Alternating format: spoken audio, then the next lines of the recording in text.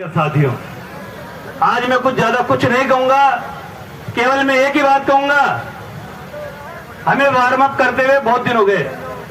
कोई भी गेम होता है उसके पहले वार्म अप होते हैं। आज 50 दिन के ऊपर वार्म अप करते हो गए, इसलिए मैं हमारे लीडर को कहूंगा, अब टीम को मैदान में उतार दें। अगर आप वार्म अप ही करवाते रहोगे ना, तो मैं कह रहा हूं आपको मैच ही खत्म हो जाएगा। क्या होता है आचार संहिता? क्या होती है आचार संहिता?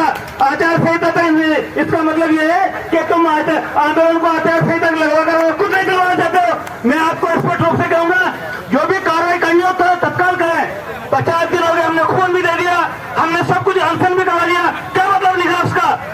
जब सरकार हमारी नहीं सुन रही है, आपके लाइजन नहीं बैठ रहे हैं, तो मैं कह रहा हूं इन बाबों को सड़क पे उतार दो और बिल्कुल क्रांतिकारी रूप से आंदोलन करो, नहीं तो कुछ नहीं होगा।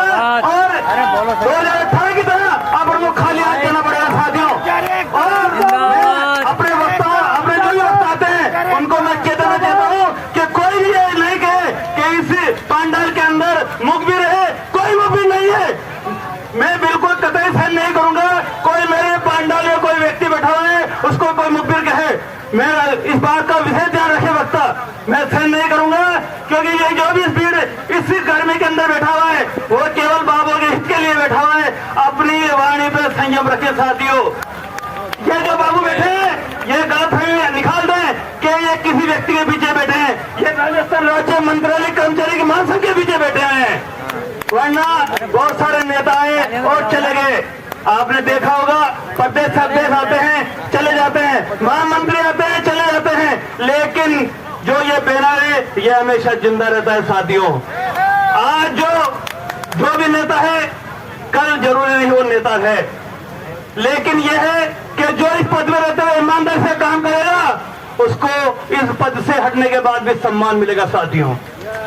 तो मैं आचार संहिता क्या होती है? आचार संहिता, आचार संहिता तो इसका मतलब ये है कि तुम आंदोलन को आचार संहिता लगवाकर कुछ नहीं दिलवाना चाहते हो। मैं आपको स्पष्ट रूप से कहूंगा, जो भी कार्रवाई करनी हो तो तत्काल करें। 50 दिन हो गए, हमने खून भी दे दिया, हमने सब कुछ अनशन भी करवा लिया। क्या मतलब निकला उसका?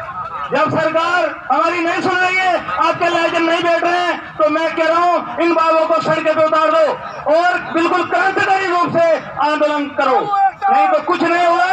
और 2018 की तरह अब उनको खाली हाथ देना पड़ेगा साथियों। और मैं अपने वक्ताओं, अपने जो भी वक्त आते हैं, उनको मैं कहना चाहता हूं कि कोई भी ये नहीं कहे कि इस पंडाल के अंदर मुखबिर है। कोई मुखबिर नहीं है। मैं बिल्कुल कतई सहन नहीं करूंगा कोई मेरे पंडाल में कोई व्यक्ति बैठा हुआ है उसको कोई मुखबिर कहे। मैं इस बात का विशेष ध्यान रखे वक्ता, मैं सहन नहीं करूंगा, क्योंकि ये जो भी भीड़ इस गर्मी के अंदर बैठा हुआ है वो केवल बाबू के हित के लिए बैठा हुआ है।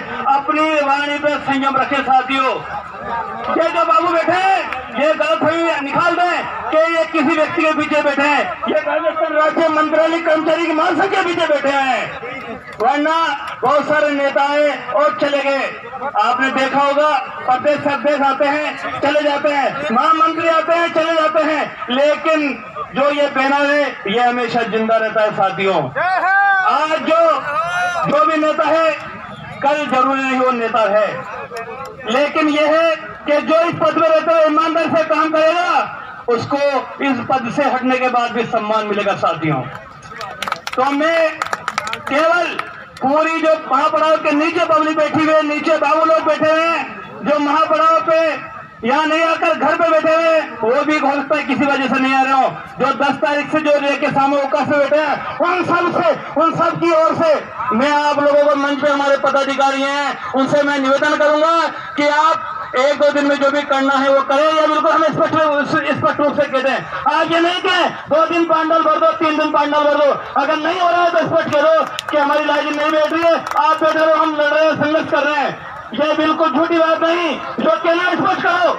हम कतई सहन नहीं करेंगे इस बात को, क्योंकि बाबू को ठगा जाए। मैं कह रहा हूँ बिल्कुल ये महासंघ जो है लड़ने के लिए तैयार है, और ये जो भीड़ हो रही है ना, आप कल ये कह दो कि हम आगे में कूच करेंगे, चाहे किसी भी का घेराव करना हो, आप आवाज दे दो। आप ये मत कहो कि पंडाल भर दो, पंडाल भरने के लिए मत कहो।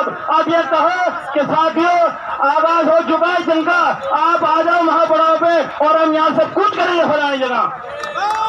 इसलिए अब आप ये लुक्का छिपी का खेल और महापड़ाव पे यहाँ नहीं आकर घर पे बैठे हुए, वो भी हो सकता है किसी वजह से नहीं आ रहे हो, जो 10 तारीख से जो लेके सामूहिक में बैठे हैं, उन सब की ओर से मैं आप लोगों को मंच पे हमारे पदाधिकारी हैं उनसे मैं निवेदन करूंगा कि आप 1-2 दिन में जो भी करना है वो करें, या बिल्कुल हम स्पष्ट रूप से कहते हैं। आप ये नहीं कहें 2 दिन पांडाल भर दो, 3 दिन पांडाल भर दो, अगर नहीं हो रहा है तो स्पष्ट कह दो कि हमारी लाइजिंग नहीं बैठ रही है, आप बैठे हो, हम लड़ रहे हैं, संघर्ष कर रहे हैं।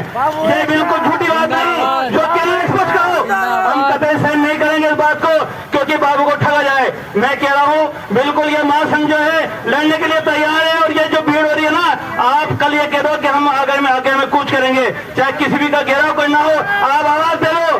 आप ये मत कहो कि पांडाल भर दो, पांडाल भरने के लिए मत कहो। आप ये कहो कि साथियों आगाज हो चुका है जंग का, आप आ जाओ महापड़ाव पे और हम यहाँ से कूच करेंगे फलानी जगह। इसलिए अब आप ये लुक्का छिपी का खेल और ये 4 प्ले बंद कर दो। 4 प्ले के बाद हमेशा गेम होता है, और आप गेम नहीं कर रहे साथियों, जो बड़े शर्म की बात है, मैं आपको स्पष्ट रूप से कहना देता हूँ।